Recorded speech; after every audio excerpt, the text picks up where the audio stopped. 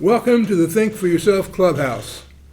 I'm Bill Martin and my host is Dennis Reinhardt. Today we are interviewing Allison Russo and Bill DeMora, both prominent Democrats in the state of Ohio. Allison Russo is currently the minority leader for the Ohio House Democratic Caucus. She is serving her fourth term in the Ohio House of Representatives, representing Ohio House District 7, which includes Upper Arlington, Grandview Heights, and parts of Columbus, all in Franklin County. Leader Russo is the ranking member for the Joint Legislative Ethics Committee and the House Rules and Reference Committee.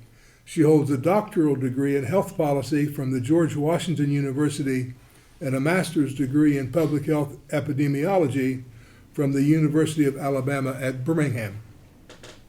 Bill DeMora began his first term as a member of the Ohio Senate on January 1, 2023. He holds several very important committee assignments there where he represents the 25th Ohio Senate District.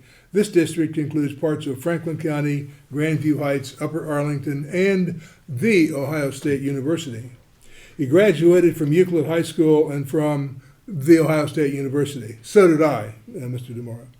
He's been very active in the Ohio Democratic Party and hopes to continue to be active in the Ohio Democratic Party. Leader Russo and Senator DeMora, Allison and Bill. Rural voters in Ohio have been told that Southeastern Ohio is an aging, dying place that can best be forgotten. In several recent unsuccessful elections, we have learned that we should not be forgotten. Every vote counts. What is the plan for the Democratic Party to demonstrate that we here in Southeastern Ohio are not forgotten? Either one of you first. Let me take that first. Go ahead. Well, first of all, thanks for having us here. It's great to be down in Jackson County. Listen, I think that, first of all, I grew up in a very small town, rural community. So even though I don't represent rural Ohio in my current district, that is my home base. Is thinking about, what can we do, I think, to continue to invest in our rural communities. And I think a lot of it is about going back to the basics of community. So, for example, the big debate, I'm sure we'll talk about it here, is, how are we understanding, for example, the role of our local schools in our communities? Often these are the center of community. It's the center of identity for community. It can be the largest employer in many communities as well. And we want to make sure that the investments that we're doing in our public schools, I think those investments pay off in the future of communities. So it starts with those things. It's also about, what are the investments that we're making back into infrastructure. We know in many places, particularly in Southeast Ohio, making sure that we're continuing, that you've got access that moves goods to other parts of the state, access to, that we're investing in clean water, which is critically important, especially to our many of our communities, but also our agricultural businesses as well. Stable bridges, dam work. I've been to several of places down here as well where that has been a topic of discussion also.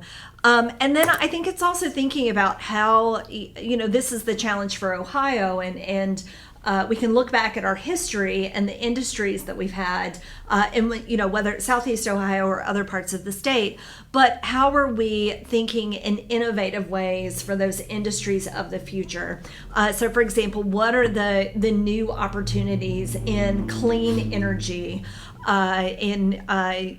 using what we have in the infrastructure already in existence? We've got those industries that we've moved away from, coal, for example, but how do we take that infrastructure and turn it into industries and innovation of the future? And I think there are lots of untapped opportunities there that would allow not only for us to use the infrastructure that is here, but also the workforce and the skills that many people have already that translate really well in these sectors. And so I think we have to be really bold in how we talk about those issues.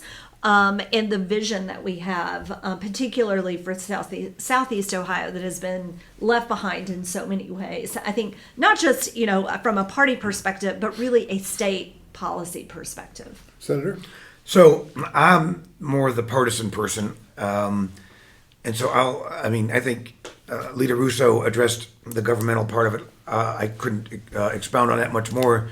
As a political person, I'll say my party has not done what it needs to do in Southern Ohio to win votes, to talk to the people. I think that sometimes we get away from issues that regular people want to care about: kitchen table issues, jobs, the price of goods, health care.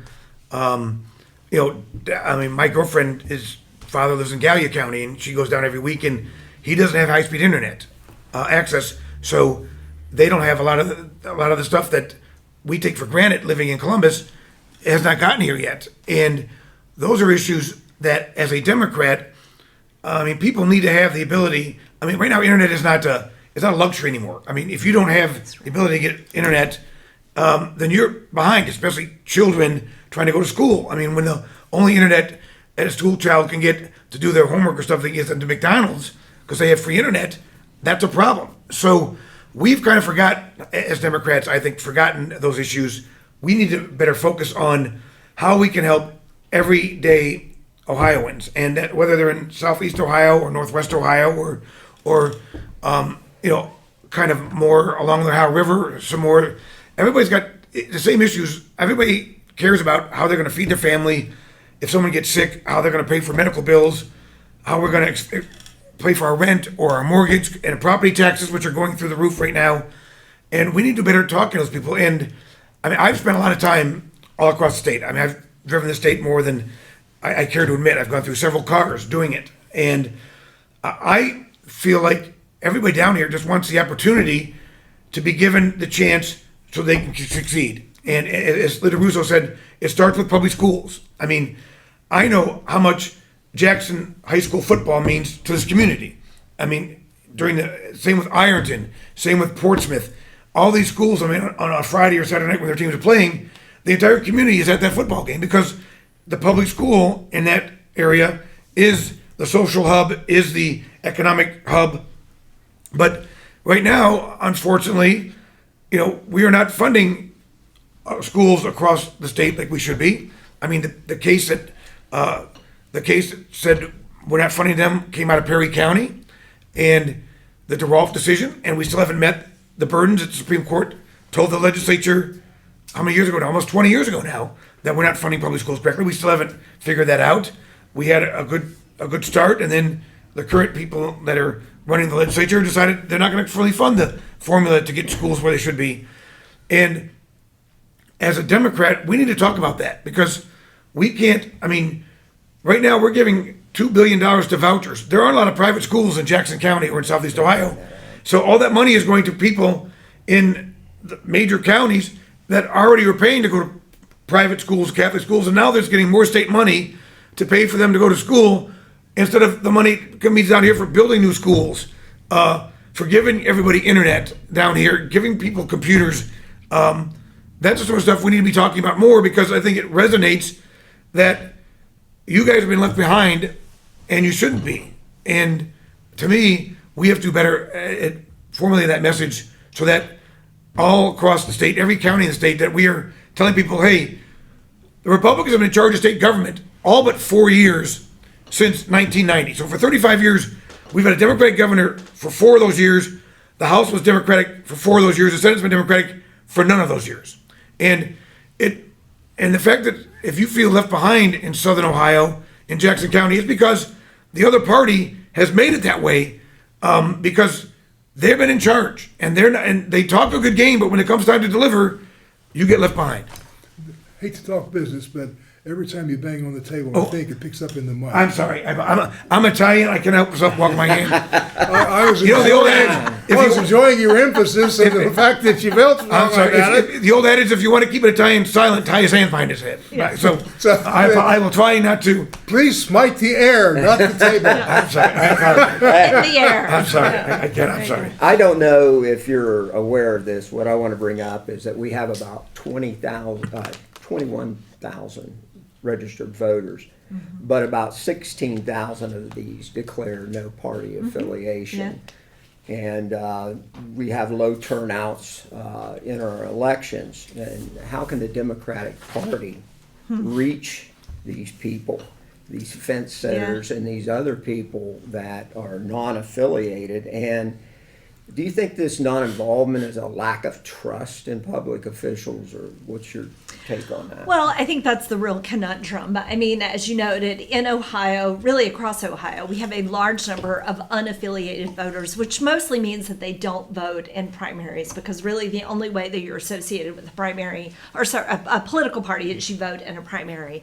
So they may lean one way or the other, but they are technically unaffiliated. But I firmly believe that, you know, most voters in Ohio, and I think we've seen this play out in some of our statewide initiatives, they don't identify strictly with Republican or Democrat. They are looking for, you know, who is the candidate or the issue that is going to deliver for them. I think we saw this in the statewide, the August special election, where folks voted no on the raising the threshold to 60%. We saw this certainly with the reproductive rights amendment for the Constitution. We saw this with cannabis, adult use cannabis, and legalizing that. That people don't fall squarely, I think, into, you know, conservative or liberal. Most people are in the middle. And I think the challenge for us as Democrats, both in reaching those audiences, is number one, you've got to show up. You know, and Bill talked about this. If we are not showing up in 70% of our counties in a substantial way, and we're only focusing our efforts on those key urban areas, we're not going to win statewide elections, and that is just the reality of the math. But the second thing is, not only do you have to show up, because even in some of our large urban areas, you know, we are losing voter engagement, for example, in some of our urban core areas as well, and with some of our base voters. What message are you sharing, or what are you delivering that resonates with people? And I agree wholeheartedly with Bill. It's going back to the basics. I mean, I ran for Congress a couple of years ago in a special election. There were 13 counties, mostly rural counties, in that district. So I had a chance to get out into multiple counties, very deeply Republican areas, very deeply Democratic areas. And the one thing that taught me, and I think the lesson that I really learned during that experience, which has been so valuable for me as an elected official, is at the end of the day, we may disagree on some of the big picture things, but at the end of the day, most people want the same things. They want to know that they can make a stable living, that they can create that they want good schools for their kids. They want safe communities. And most importantly, they want to feel like they're being heard, and that the people in elected office and in government are responding to their needs. And I think that is our challenge that we have to do. I think you need to demonstrate action also. Yeah. And I think you need to, like you said, you need to be here. But there needs to be, there have been so many people that over the decades, they've promised things to us, and then they've left. Right. And forgotten us. I think that you're going to have to demonstrate somehow to these people that you are serious about helping them with their problems down here. Yeah, I can give you an example of that. I could kick in a little bit here. I was going to bring this topic up later on, but your remarks have brought it, I think, to the fore. If you came by the courthouse on your way in, you saw a statue. Which is beautiful. The courthouse is beautiful. And the statue is Jim Rhodes. About 2 generations ago, Jim Rhodes, a native of Jackson County, was the governor. And I remember his message well. His message was a Republican. if you massage a social problem hard enough and long enough, the solution will turn out to be jobs.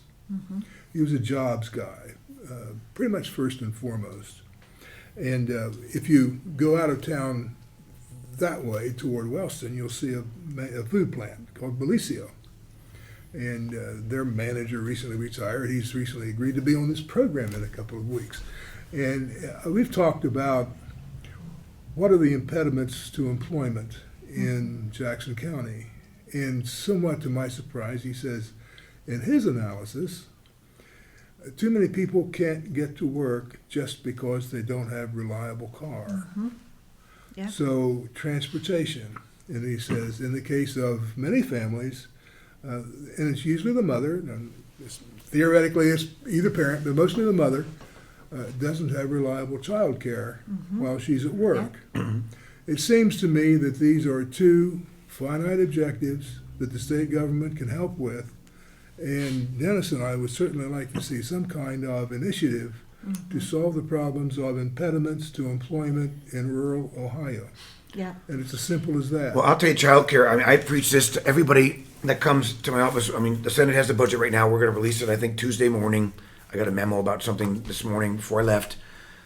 And, you know, we have, right now, I have to stop touching the table, I'm sorry. We have a budget that does not emphasize how to take care of citizens in Ohio. I mean, we need more child care. We need to pay child care workers more money.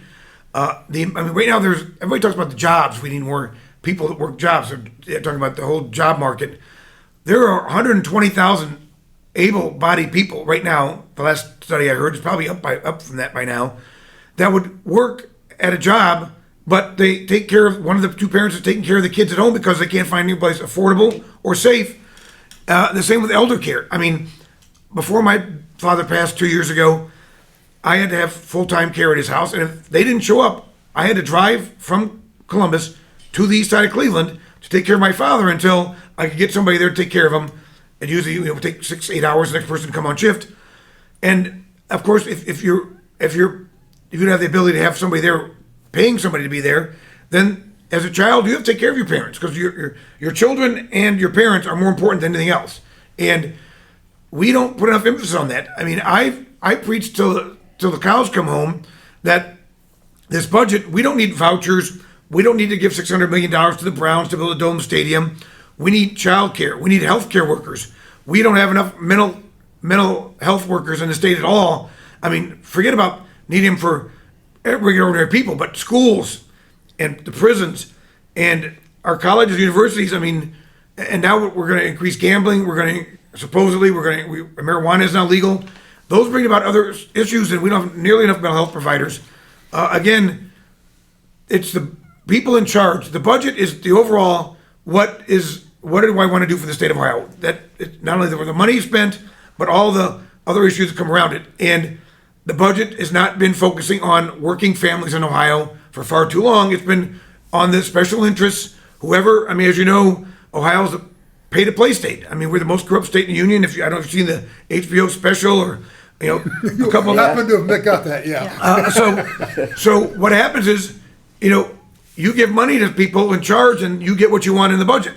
But regular ordinary people can't pay lobbyists to work for them, don't have all this cash, like the Browns owners who gave $134,000 to members of the legislature to get a dome stadium. And that's who loses out. Everyday working people lose out. And again, if you don't have the ability at public schools to teach everybody, if you don't have the tools, the ability to be advanced in today's society, then you're behind other folks. And again, child care, elder care, mental health care, all these things, we don't spend enough time in the budget because that's not important to the people in charge because they're not getting donations from it. Can I go back? I want to hit back on this child care issue and on the transportation issue. Often I will hear from my colleagues in the majority and some folks who have this perception, well, we don't need more government handouts. And I think, somehow we've got to shift this narrative on that, because these are not government handouts. This is investing. To me, this is also basic infrastructure. So here's, just the economics. We'll take childcare, for example, the economics of childcare. And these aren't my numbers. These are numbers from the Ohio Chamber of Commerce, which is the most pro-business organization in the state, that we lose out on $5 billion with a B, $5 billion of economic opportunity in the state each year because we don't have enough childcare to meet the needs of workers in the state. And if we invested in those that resource for workers, we would actually generate, so not only would we generate more economic activity, but we would generate more than around 1.5 billion in tax revenue coming back to the state.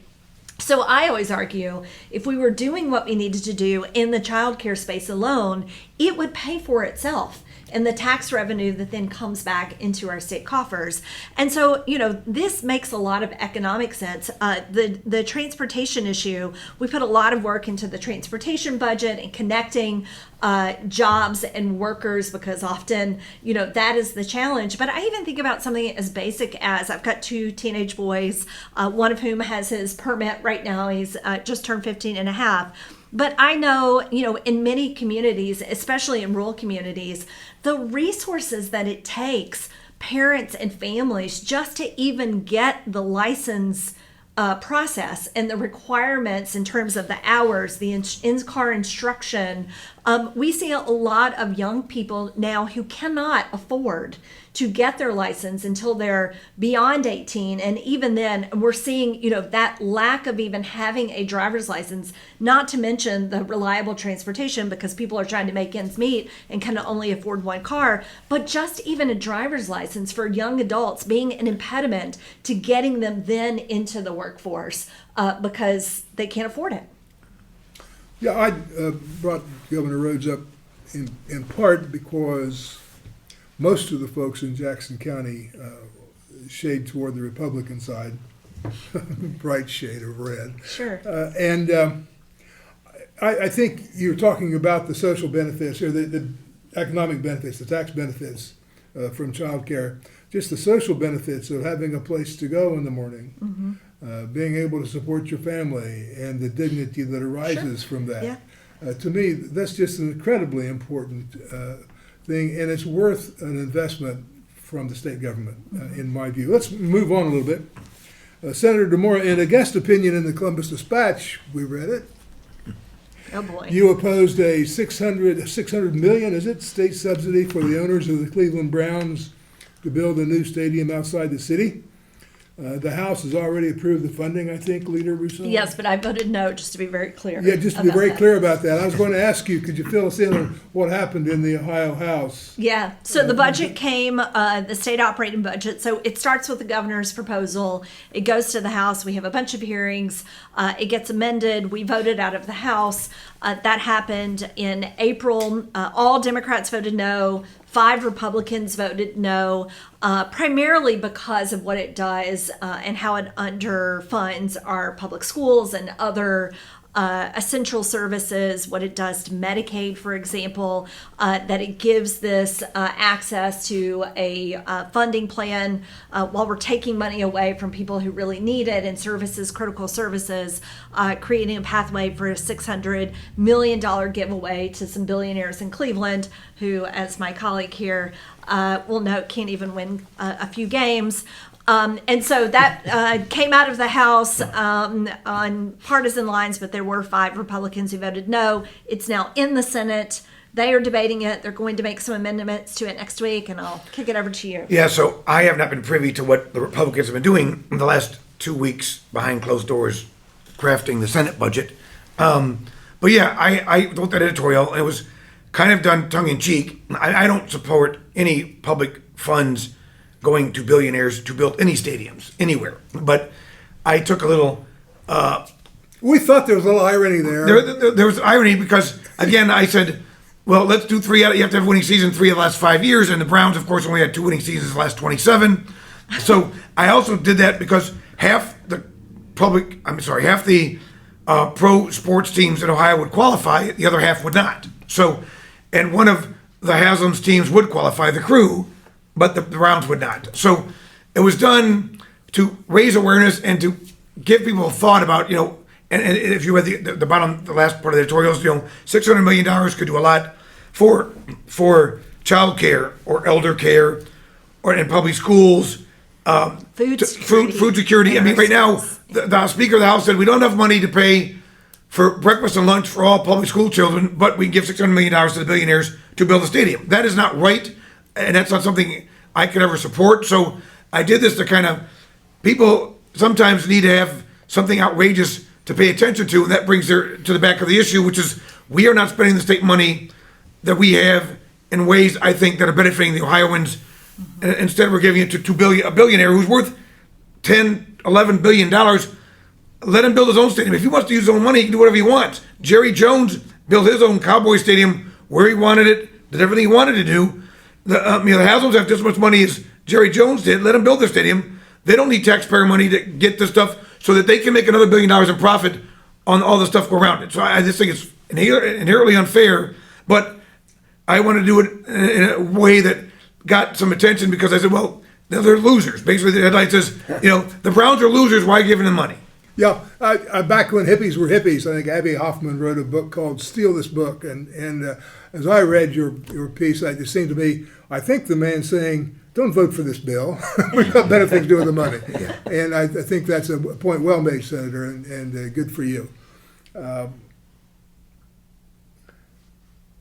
Well, we're doing fine on the list here. You guys are jumping ahead and stealing our There's thunder. so much to talk about. There's so much to talk about. Are there any? We're thinking alike, Yeah, though. yeah. Are there any bipartisan bills under consideration? One that I found interesting, and you might comment on, was there was a bill about cell phone use in schools. And I asked Tim Ryan this when we had him on Zoom. And he said 100% for that. Kids should not be using cell phones in schools. And apparently there was a bipartisan bill that got through. Is that right?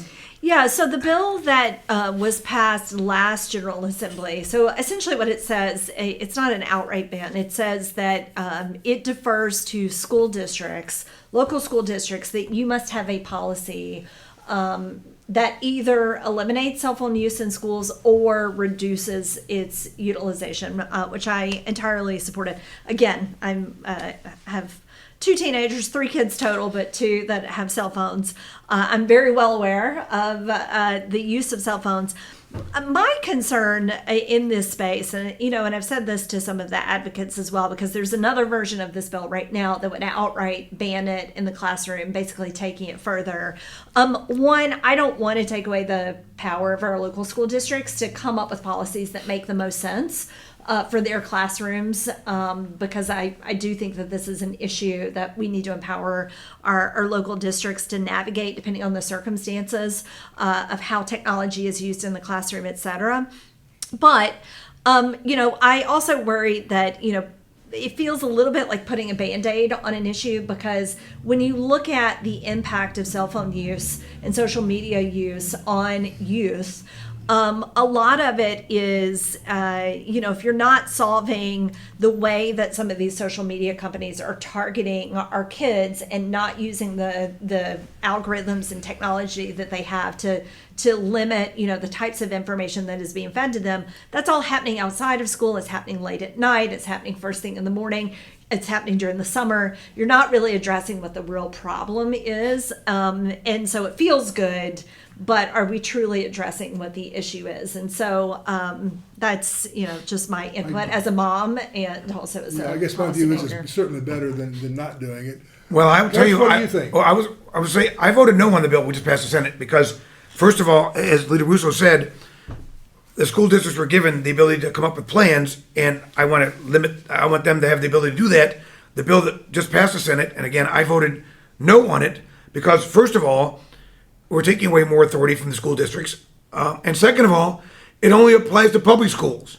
It did not apply to private schools. And what's the inherent fairness of that when if all these private schools are getting all this state money from vouchers, why don't they have the same rules and have to do the same things that the public schools have to do? So why are we just putting the burden on the public schools and not the private schools? So I voted no for those 2 reasons and the fact that, at lunchtime, why can't they have their phones? I mean, if unless we're going to the root of the problem, as Leader Russo just said about the whole way they're being targeted, if you're sitting at lunch in the cafeteria, why wouldn't you be able to use your phone? And this would ban the whole thing during the whole school day, and I don't think that's fair. I think that with all other issues that we have going on right now, right now our students, when I was in school, the only thing we had to worry about was practicing for a tornado. Now they have to have live shooter drills and all these other things. And if you don't have a phone anymore, if the phones are taken away from you at the beginning of the school day, God forbid, what happens if something like that occurs? And unfortunately, it happens all too often anymore. It's not one of these things that happens every 10 years. It happens every month somewhere in the United States. Some school has somebody come in with a gun, and I just don't know if it's being well thought out. I mean, I understand those social pressures and all these things on social media, but again, the school districts know their students better than the state of Ohio does, and for us to only make it in only make it in public schools, not private schools, to take away another thing from the school districts and have state mandates to them, and the whole issue with, during the day, if you're not studying, why not have your phone? So I voted no. Interesting points of view. And A few years. Dennis is an old teacher and A coach. former teacher. So, Well, Let's hear yeah, from a the few former years teacher. ago, some of the teachers would have, like, they were pouches. Yeah. And when they came in the classroom, Yeah. they were expected to put their phone Totally there in the pouch. reasonable. Yes. When they left, they could get their phone. The problem was distraction. Yeah. You would have, I mean, even when they've got their Chromebooks out, you got to walk around the room and somebody's looking at something they shouldn't be looking at instead of staying on the lesson. Yeah. And that just Yeah. comes with the job being a teacher. But we really didn't have a big issue out of those kids when they came in the classroom putting their phone up because they got it. I mean, it wasn't like in the morning they left their phones someplace. They had Right. their phones when they left the classroom. Right. And it wasn't a problem. But people, they saw it as a distraction to what's going on. And we're behind so much because of the lockdown and COVID. You mean the cell phones in classroom? would be Right, a cell distraction. phones. Oh, and that's Cell phones fine. Get If rid of the you- distraction. Right, You put it in class, you take it off, but again, why can't they have it at lunch? What's the problem? Oh, I agree with That's you. what They it could. says, yeah. They could. Well, again, but the bill we voted on, Yeah. unless you had a medical reason to have it, like you have to monitor your blood sugar if you're a diabetic or something like that. The bill said you can't have your phone during the day at all in school. That's insane Well, to do that. I agree Change the with bill you. so it makes sense, like Dennis was Right. saying. Well, and the original bill was Right. it's back to the school districts Yes. to create policies that make sense for the schools. And that's the because, way it for should be. example, I have two students who were just in high school this past year, and there are appropriate uses. There are certain applications that get used during the class as part of the instruction. That it makes total sense for kids if they've got the cell phones to be working on it, interacting with whatever the learning module is. There are appropriate uses. Technology is not going away in our classrooms. It's how do we teach kids how to use it responsibly, minimize the distractions. Is a one-size-fits-all policy from the state the best solution? I don't think so. I think I feel more comfortable when we push it back to the school districts and we say, you have to have a policy that makes sense to minimize the distractions, You do what I'm minimize the doing, use. but- Sorry, I inherited the Italian gene, and let the school districts and the schools figure that out. There's another aspect of it, a little bit contrary, so maybe I'll be the contrarian for a moment. Cell use is harmful for children. Cell phone use is harmful for children. I think that's been established. Excessive cell phone use is harmful to children. And perhaps the school district would appreciate having a state law that Sure. put them under pressure to Yeah. do something about cell phone usage, and then they can tell their parents, yeah, but we got Columbus up there. Sure. And put it on you guys. Well, If it's a good policy, if it's a sound policy, frankly, of everything that everybody said, I think Dennis's idea is the best. Encourage teachers to have a bag and put the cell phones in the bag and give them back at the Yeah. end of the class. Yeah, and most That way you classrooms have do a- have that now. Yeah, that makes sense to me. Let's move on. That was a nice discussion. Thank you, folks. Senator DeMora, in your guest opinion piece in the Dispatch, the last line of it, you said, well, what about House Bill 6? What was House Bill 6, folks? House Bill 6 was the bill that got the speaker and one of his aides in prison, and got First Energy executives fired, and we finally just got rid of it. I mean, it made Ohioans pay a subsidy on coal plants that had been paying on, getting no benefit from it. It was big. It was the largest corruption scandal in Ohio when it came down to money. I mean, $60 million the speaker got on that.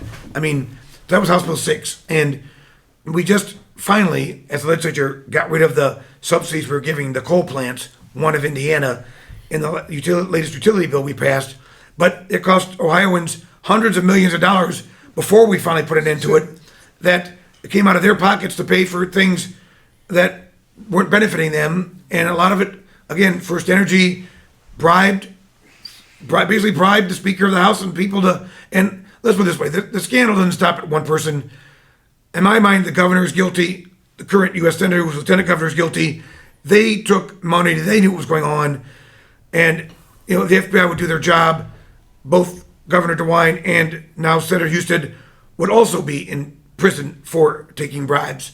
But that's what House Bill 6 was. Well, we don't know what the evidence is, but just to kind of sharpen it up a little bit, as I understand it, correct me where I go wrong, House Bill 6 talked about subsidies through utility billings. Correct. For 2 nuclear plants Coal. and 2 Right. coal-fired plants. Correct. When Householder got pitched, then there was a bill passed to shut down the subsidies for the 2 nuclear plants. That's correct. That was the And first the thing. 2 subsidies for the 2 coal-fired plants, one of which was in Indiana, Continue. remained for years. Correct. So why did that subsidy remain for years? Well- wasn't it absolutely obvious that this was black-hearted corruption, and why wasn't it fixed? So House Bill 6 was passed in my very first term as a state rep. I say many things have not been normal during my tenure in the state house. And it started with the very first vote that I was asked to take, and that was who would be speaker, Larry Householder or Ryan Smith. I did not vote for Larry Householder. And then House Bill 6 played out during my first term. And anyway, I don't have to relive that. But why did it take so long? So part of the reason of how House Bill 6 got the votes that it needed was making multiple deals. And one of the big deals that was made was to get some of the other utilities beyond First Energy on board. And what they really wanted were these subsidies, they're called OVEC subsidies, onto ratepayer utility bills. And so this was the piece that was not related to the First Energy nuclear plants, but related to these other coal-fired plants, one of which is in Indiana. And it took a really, really long time to get enough people on board to finally push back because a lot of the utilities dug in hard to protect that. And we finally did just repeal that last remnant. Now, I want to say this about House Bill 6.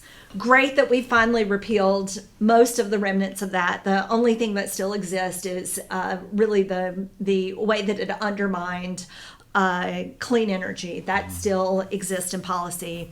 But here's the thing. There has not been a single thing that has passed out of this legislature since the HB6 corruption scandal that deals with the root of the problem. And that is how we do campaign financing in this state, ethics reform in this state.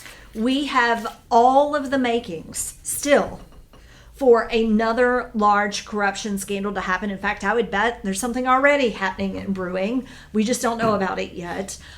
Because not a single piece of legislation or reform has passed to address the underlying issue of how we created an environment in this legislature and state government. Because I agree with Bill, it wasn't just about what happened in the legislature, it's also what happened in the administration as well. We haven't passed a single piece of reform that addresses those issues.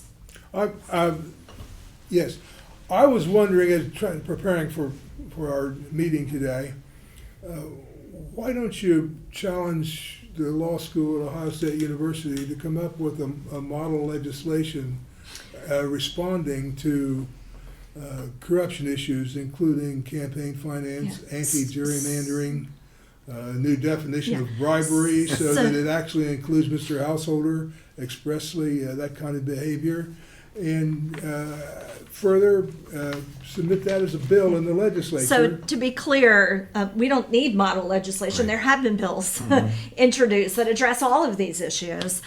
In fact, Democrats have, I carried a bill, the anti-corruption legislation that was even introduced before me, and others have carried it into even this current General Assembly, that address many of those issues. The ethics piece, the campaign finance reform piece, of course, we've been trying to get at the redistricting piece as well. That requires constitutional amendments, so that's a little different.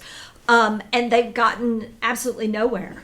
They don't get hearings in committee. There is zero appetite from this Republican majority to address the issue of campaign finance reform, ethics reform. Certainly, they don't want to deal with the redistricting piece, because why would they? It's working out just great for them at the moment. They get to hold on to power. So we actually don't need model legislation. We have legislation right now that has been introduced multiple times. It's the political will to do something about it. And there's a lot of lip service from a lot of Republicans, but at the end of the day, they don't actually put their political will behind it to get it passed. I appreciate you saying that. I want to take this one step further. Dennis, theory, and he said it many times to us, is the way to do politics in Southeastern Ohio and Jackson County and the rural areas, you have to talk to people one-on-one. And he says, how do you do that? Well, one good way we found in the last several years was these petitions. Mm-hmm. You know, we had petitions for women's rights. We had a petition for how are you going to change the way that you change the Constitution. And he says one good way to meet people is to have a petition. Here's what we think. Here's why we think it. Would you sign up? And by the way, I'm a Democrat. I hope you join up. That's party building. That's consensus building. Take one of those bills and make it an initiative. And send it out for petitions. So as the Democratic Party petition person, and I think that everybody would agree that I've been in charge of every statewide candidate's petitions for over 20 years. To do a ballot issue, to get on the ballot, takes $2 to $3 million just to get on the ballot. So the number of signatures it takes in half of the counties in the state, and what it does, it's prohibitive for grassroots organizations as regular citizens to go out and do those sort of things. You have to have a lot of money behind you, and you have to have organization and the ability to track all this stuff. So it's not an easy task. Well, the virtue I'm talking about is not necessarily getting the initiative on the ballot, because if they do and they pass it, then the legislature might turn around and revoke it, annul it. I'm talking about initiatives, petition matters as party builders. Mm-hmm. As something Yeah, no, you It can gives you do. an opportunity to Yeah, talk to Okay. people. Yeah. Okay. I was thinking. There's a great on example the subject of this. matter that you want to get out to Yeah, people. there's a great example of this right now, because I agree with Bill. These ballot initiatives, they're not easy. They weren't made to be easy. They are extremely powerful. I'm a huge supporter in this ability that we have in Ohio, because not every state has this. But it does take an incredible amount of resources for them to be successful. But I agree with you; they are incredible opportunities also for building support. And a great example of this right now is earlier this year, the General Assembly passed Senate Bill 1, which was the attack on higher education. We now have a grassroots group out of Youngstown State, their faculty union. They are organizing a referendum. There's not a lot of resources behind this, but they are in a very grassroots way across the state collecting signatures to referendum, so basically to repeal and get on the ballot a repeal of Senate Bill 1. I don't know if they will be successful, but I think the using the petition process to energize folks, to engage folks on an issue, is very powerful. And, I think it's a way that I certainly think the Democratic Party, while I don't think these things should be partisan, but the Democratic Party, think creatively, how can we use them more effectively to, if nothing else, just to energize and encourage. Dennis, you had experience in Athens. Talk about that. Well, here's the thing. There are things that benefit all of us that you can do a petition drive on. Like one of the things we're going to do in this county is we want a county park system. And that benefits everyone in the county. So you table for that, you go around, but at the same time you have an opportunity to talk to people. Right. And I may be Democrat, but I want the same things you may want, Right. the child care, whatever. And I think we need to look for things like that to open up a conversation with people. And to show, right now the Democratic Party has, some people, it's kind of toxic, the name Democratic. And we need to show that we're not what they're saying they are. And one way to do that is, I'm pounding on the table. That's right. I've gotten better making a point. Anyways, Keep my hands there. one way to do that is to also, while you're doing that, say, what's important to you in this county? Right. What I don't want to hear about national issues. I don't want to hear about culture war stuff. What would make your life better here? Because people want to be listened to, and especially down here, they want to be listened to. So just give you a heads up on that. So you've given me a couple of great ideas. Yeah. In the fight for women's rights, your group in Athens sprang up out of not too much. Right. Now, Athens is a nice little hotbed of Blue East activity. Athens County is. But it was able to throw tentacles out into some of the other rural counties. Yeah. Like Dennis. Dennis was active in it. He got Aggie and me active in it. So Try to bring it into the county here. Door to door doing a petition drive. I think we as a party, we have to come up with some issues for next year's ballot to help us drive out our voters to vote. And there are stuff that's been knocked around. There are some things that people are talking about, whether it's the John Lewis Voting Rights Act or something going back to public schools or other issues that I'm not at liberty to talk about. But I agree that we need, as a Democratic Party, some of our thought process needs to be, we need to go out.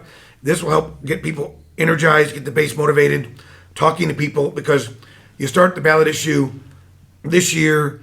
It's due by next July to be on next November's ballot. And if you have the grassroots groups doing that sort of stuff and talking to people, then you're getting a base of people that you now then comes time to vote and you've got them all ready. So face to face. Right, exactly right. Face to face is the most effective way. If you can get one-on-one with people, that's right, and you can talk to them and you can start breaking down some of those barriers. And it has to start with things that will benefit everybody. Yeah. Well, and I think to your point, it even goes beyond just the thinking about it through a statewide ballot initiative lens. I think what you're saying is also, how do we localize this and local issues as well? It's grassroots. That those are opportunities, in one community, for example, something that is important in one community. And looking at that as opportunities as well. So I love that. Just idea. to toss out two examples, we've been talking about them as a child care system to help people get to work, transportation system to help people get to work. Those are specific, concrete ideas that I think we can. And I think it's more effective than, it's effective when you are on television or whatever and you're doing this. But to have other people from the community to do that, to speak one-on-one and to build that grassroots, that's what's important. Well, we always say during elections, you are the most influential person in your neighborhood, on your street, in your family, so yeah. It's getting people involved too, like we talked about.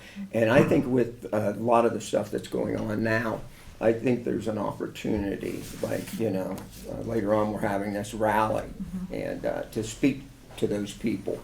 And I'm kind of jumping ahead here a little bit, but I want to say this because it's really important. There are so many working poor in all of Appalachia and Ohio, and they depend upon Medicaid, they depend upon that SNAP. And people were always saying they're freeloaders. No, they're not freeloaders. No. They're working families That's right. that cannot. With children, a lot of the SNAP Yes. benefits are all benefits of children. 33% of Yeah. our kids are on Medicaid in this county. They lose that. They lose all access to medical treatment, and that's an important thing that needs Right. to be fought for. And it's a short-term problem and it's a long-term problem. The short term is we got to save the safety net support system for these people, or they're not going to make it. The long term has to do with that employment that we were talking about. There has to be something done so there's wages that people can live on in this part of the state. And it's a real problem, not only in Jackson County, but all across Appalachia. It is. It's a problem in Franklin County. I mean, there are bits and parts of, I mean, I represent in Franklin County that, you know, the west side hilltop area or some parts of Northland, Linden. I mean, again, people working 2-3 jobs Yes. to support their families. Their kids go to public schools, and, you know, having a free breakfast and lunch would help them immensely, Yeah. that they could actually get a meal, 2 meals a day. I will tell you that I had the Senate budget, every senator gets 15 minutes with the head of the finance committee, in this case, Jerry Serino. And I was the first Democrat to go in, and we talked about some stuff. And then he said, you know, he brought up that bill about the Browns. Said, well, obviously you want performance for resources. So why are you still trying to throw money at Cleveland public schools who haven't improved their test scores, and we're still throwing money at them? So if you want to not give money because the Browns are losers, why are you trying to give more money to Cleveland public schools? And my response was, and it was one of those things. This came out, and I had a moment of clarity. And I said, Jerry, if every Cleveland public school student made $784,000, which is an NFL minimum wage this year, I said, I guarantee you they have better test scores because they wouldn't worry about where their meals are coming from, if they have heat in their house, where they have clothes, if they can get to school or not, or if they get shot by a gun on the way home. I said, if they all had that same kind of money, they would have better test scores. And he came back to me saying, well, that's apples and oranges. And so is comparing NFL football players to public school students in the inner city district. I'll relate something to you. When we had the superintendent here, I would always think, well, he's just trying to be a tough guy, because if we had snow days, sometimes Jackson City schools would not call off school. And I never understood why he did that. And the reason why he did that, if it's a snow day on a Friday, those kids aren't going to eat. Going on right. weekend, that's right. They don't eat in this county. That's right. And people need to understand that. So can I tell you, one of the, and we're seeing this all across the state, is the demand on our local food banks has never been higher. And it's because everything is so much more expensive. And a lot of the people that we're seeing now at food banks are people that you wouldn't even expect. These are working people. Exactly. Sometimes they are grandparents who are taking on extra kids in their house. We see an uptick in the summertime because kids don't have access to meals in their schools. And what are we doing in the state budget? We are taking money, not even flat funding, reducing the funding to food banks when we know that this need has never been higher, and instead creating funding packages for the Haslams and Right. a billionaire family. I mean, that is just unconscionable. Like it's not only cruel, it is. It makes no sense. There's People no are way not to going to justify make it. it. Well, and I will tell you this, too. People are going to die over I know. this. I'm going to tell you this little story that I've heard, which I've verified. So I've been to our Mid-Ohio Food Bank, I can't tell you how many times. I've served food at a local food bank a few blocks from my house. I'm scheduled to do it again when we're done with June, with the budget, because obviously I don't ever leave the State House when they're serving food. The Speaker of the House has never been to the Allen County / Lima Food Bank, ever. He's been in the legislature for 16, 18 years. They've begged him to come. He's never come to the food bank once. So what does that tell you? The guy who's Speaker of the House was former President of the Senate, has never been to his local food bank. So how in the world can you not go to the local food bank? I mean, before I was an elected official, I was at the food bank. I was donating money, if nothing else, if I couldn't get there to volunteer. And here's a guy who's never been to the food bank in his own community. So what does that tell you about, he's already said he wants to kill public education. He wants to kill food banks because he's never been to one. He didn't, again, how do you not go to a food bank and help? And that's why he doesn't understand the whole thing, because he's never been to one. And it's mind-boggling to me.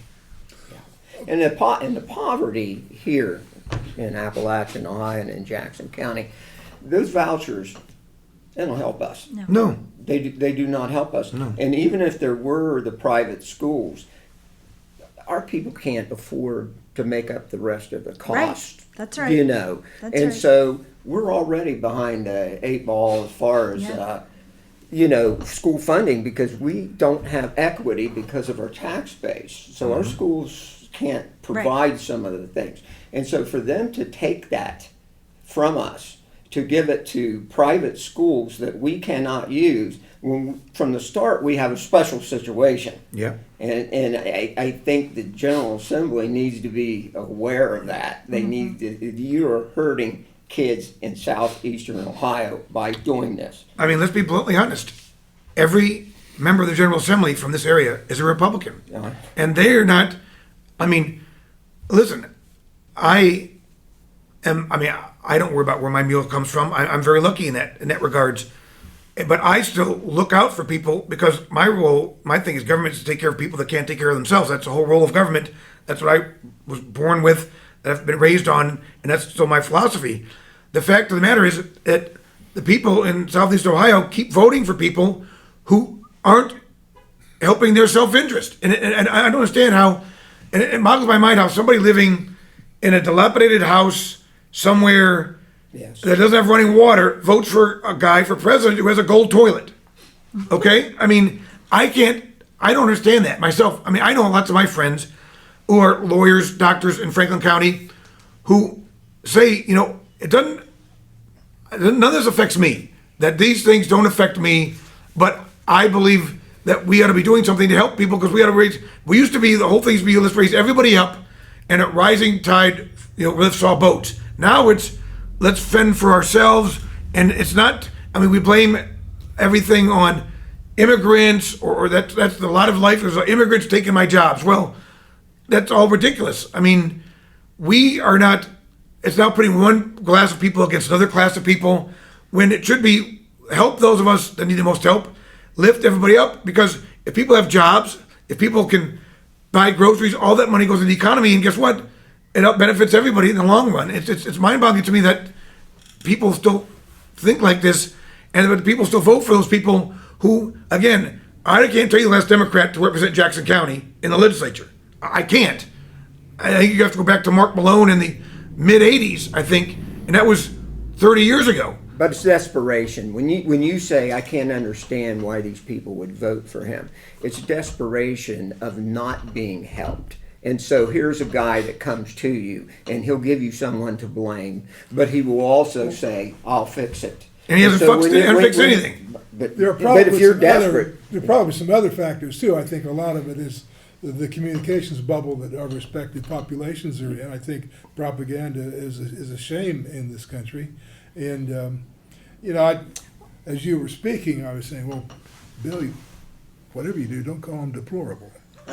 Well, not gonna I help. mean, listen, here's the I'm not Hillary I Clinton. think what's going to talking help about- is what Dennis says. You go to him one-on-one and you say, how can we make our community better? show an effort. Show an effort. Here is the thing. We're talking about very real issues that impact people who are struggling, have very real needs, not only in this community, but across the state. And the Republicans aren't offering solutions at all to any of this. In fact, the only thing that they have to offer are distractions. Because the last election cycle, what was the number one ad that you saw? It was about immigrants overrunning the border and transgender sports. Yeah. It was not about actual solutions to the problems that people have. So in my opinion, the Republicans are really good at distractions.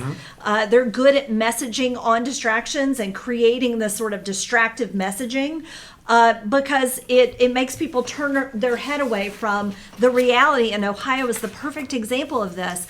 When they have been in charge for the last 3 decades, life is not getting better for most Ohioans. Right. And that is just the real reality that I think people in this community feel, and I know across the state.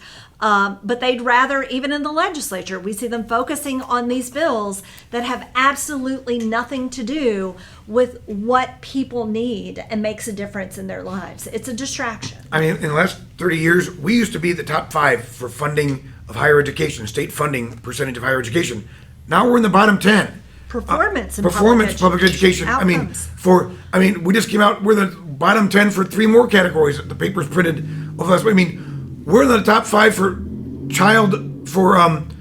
I can't think of the word, for children dying before they should be dying, for what, what's the phrase, my brain's not Early working. death. Early death. I mean, we lead the nation in these categories that are horrible to lead the nation in. I mean, we're talking about Alabama, Mississippi categories. And now unemployment. And We're so in the top 10. top for 10, that's right, unemployment. highest unemployment last month of anywhere. I mean, again, these are real issues, and everybody gets distracted by all the wild things. And listen, the president, I give him credit for one thing. He throws so much stuff at you that you can't keep track of everything, and you get bogged down, and the media gets bogged down on one thing, and he's doing 4 other things that are a lot worse than the one thing that everybody's talking about. I mean, I have to give him credit for that.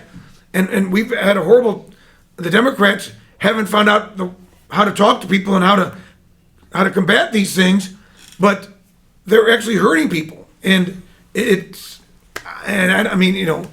We need to get you down so you can tell other people. Well, clock on the wall, folks. Yeah, I mean, We're other getting very people animated need to here. hear this, you know? All right, for the viewers out there, don't think that these people up in Columbus just kind of sit there and don't care. 2 of them came down to Jackson, and they both got cranked up, and I was very damn glad to see it. So, folks, we're going to call those your concluding remarks. Leader Allison Russo and Senator Bill DeMora, thank you for coming to Jackson to discuss some of the issues facing Ohio and Ohioans. We know you want to address the participants in a town hall meeting at our local Manpower Park at about 1 o'clock. Dennis and I look forward to your remarks then, and I think Dennis has got some interviews for you lined up. Yes, I do. That's down why at I the wanted park. to get you guys So down thank there. you, and we'll sign off with that. Thank you.